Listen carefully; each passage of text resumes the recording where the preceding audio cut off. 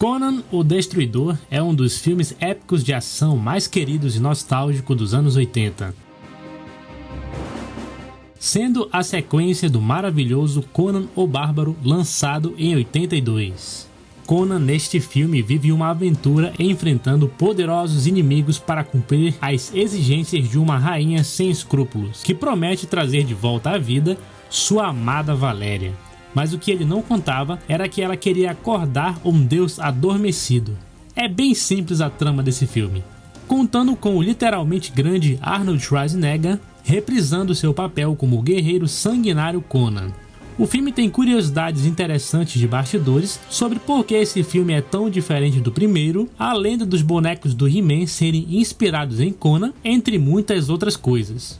Neste vídeo você confere curiosidades mais segredos de bastidores em Conan o Destruidor, lançado em 1984. Já confere seu like e inscrição e vamos nessa!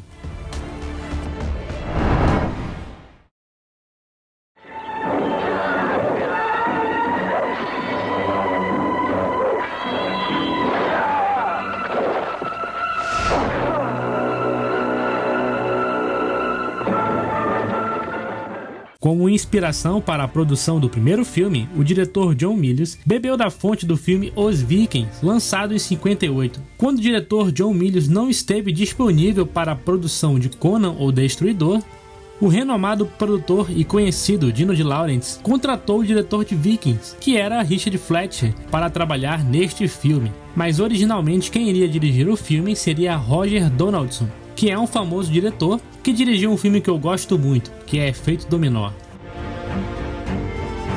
Conan o Bárbaro faturou muito dinheiro anteriormente, tanto que Dino de Laurentiis pensou que se o filme tivesse sido menos violento, teria faturado ainda mais. Assim, eles tiveram a ideia de fazer Conan o Destruidor com uma classificação PG ao invés de uma R. Com isso, o diretor entregou um filme menos violento e mais humorado, mas Arnold Schwarzenegger não se agradou muito dessa ideia. E tudo isso foi ideia da Universal, pois nessa época foi lançado o filme ET, o Extraterrestre, então o estúdio achou que Conan poderia ir nessa onda mais familiar, o que eu acho que foi um tiro no pé. Roy Thomas e Gary Cohen, que escreveram um tratamento original para a história desse filme, ficaram profundamente tristes com o resultado que foi Conan o Destruidor. Então eles transformaram esse tratamento original deles na graphic novel chamada Conan The Horn of Azoth, que só foi publicada em 1990. E aí, o que vocês acham? Será que essa história é infinitamente melhor que esse filme? Os nomes dos personagens foram alterados para se distanciar do filme. Roy Thomas e Gary Cohen eram escritores de HQs da Marvel bastante famosos naquela época, e também até os dias de hoje são reconhecidos.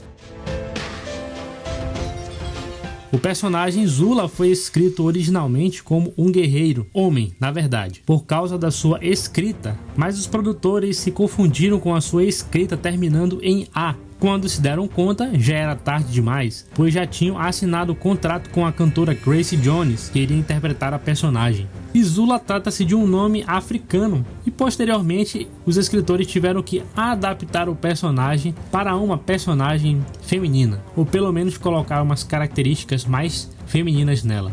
O que deu muito certo Grace Jones nesse filme, porque ela rouba muito a cena. A produção desse filme atrasou Arnold para gravar o seu próximo filme, que seria um grande sucesso, Exterminador do Futuro, pois Dino de Laurentiis não queria liberar ele para fazer o filme, e isso acabou sendo uma bênção disfarçada, pois isso deu tempo para James Cameron aprimorar o roteiro de Exterminador do Futuro e ainda de quebra escrever Aliens: O Resgate. Todos filmes que foram grandes sucessos financeiros, levando tanto Cameron quanto Arnold para o estrelato, culminando no sucesso de Exterminador do Futuro 2. Arnold precisou engordar 5 quilos a mais, a pedido do diretor, para interpretar Conan de novo nesse filme.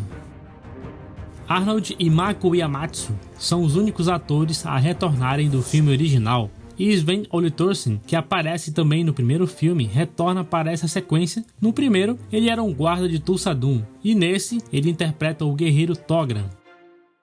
O personagem de Mako Uematsu nesse filme se chama Akiro. O ator e lutador Pat Roach desempenha 2 papéis nesse filme, um como o feiticeiro caolho, claro, e ele também faz o monstro na cena dos espelhos. O cara é especialista em interpretar mais de um personagem em filmes, pois outra curiosidade interessante é que ele, juntamente com Harrison Ford, foi o único a aparecer em todos os 3 primeiros filmes do Indiana Jones e também em Willow na Terra da Magia. A cena dos espelhos é claramente espelhada na batalha final de Bruce Lee em Operação Dragão. Ambos têm o mesmo contexto. Muitos acreditavam esse ser o primeiro filme da atriz Olivia Daboe, mas ela fez um outro filme antes chamado Bolero, que foi um papel bastante controverso por ela ter ainda 14 anos na época e fazer cenas nesse naipe aqui. Wilt Chamberlain no filme interpreta o personagem Bombata, que é encarregado de proteger a virgindade da princesa Dina, o que é algo irônico ao se comparar com a vida real, pois Wilt Chamberlain afirmava já ter tido encontros sexuais com mais de 20 mil mulheres.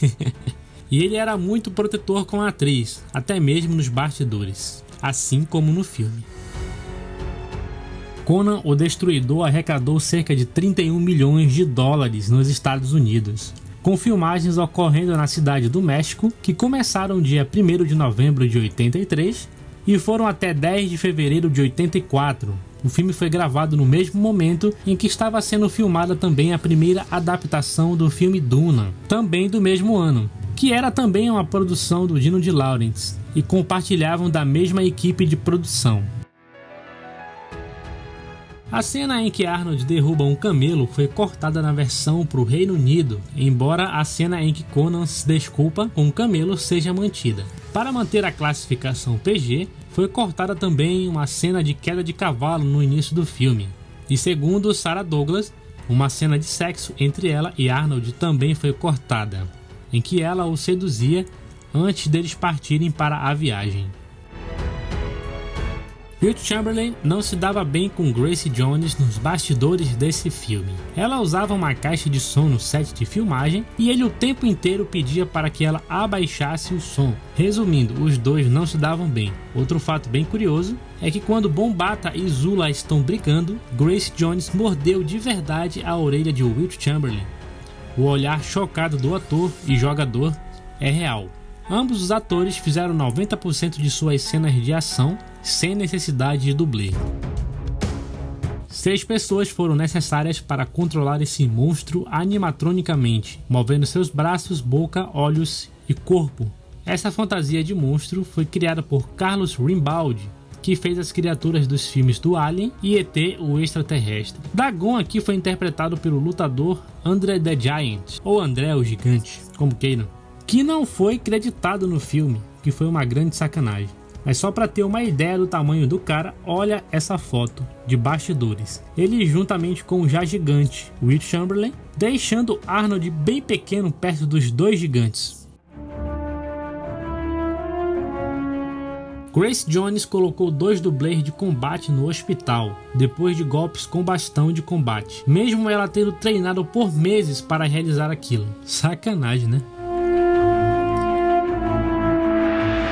A produção teve dificuldade em encontrar um cavalo para Wilt Chamberlain, pois o cara era tão alto que seus pés tocavam no chão. Eles finalmente encontraram um que fosse grande o bastante, na Espanha, e o importaram para o México.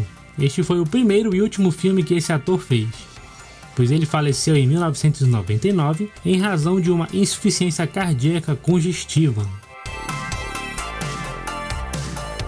A Marvel Comics fez uma adaptação em quadrinhos desse filme, feita pelo escritor Michael Fleischer e o famoso artista John Buscema, que foi lançada aí em dezembro de 84, tendo 2 edições.